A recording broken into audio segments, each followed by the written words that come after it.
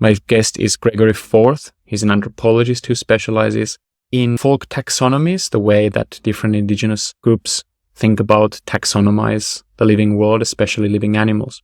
I've been working on Flores Island in eastern Indonesia as an ethnographer. One of my special interests on Flores has always been folk zoology of animals. It's just such a fascinating island. You had massive rats, you had elephants that were half the size of the Asian elephant. So you have these tiny elephants, massive rats, Komodo dragons. One standard part of the biological taxonomy of the local Leo people is a very weird bipedal human-looking thing that is not quite human, not quite monkey. Something in between. That this creature is living in the woods. Very difficult to see, but people do every once in a while bump into one of them. They're supposed to be about a meter high.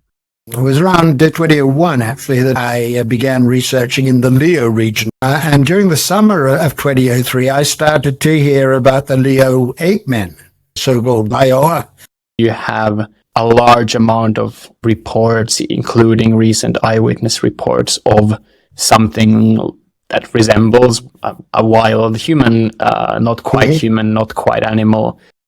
What exactly do we know about Laihoa? What kind of sightings do we have? What is the kind of data that you have gathered from the Leo people that we have to account for one way or another? Okay, well, we're talking about a human-like creature that the people have seen, typically in or near high mountain forests. They're found in, remote places. They stand upright. They walk upright on two legs.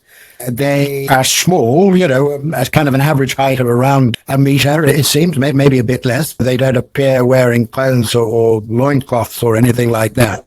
It's often said their bodies are somewhat hairy. They appear to be, for the most part, wary of humans, which sounds like a good survival strategy to me for any species. People say that they're scared of us and we're scared of them.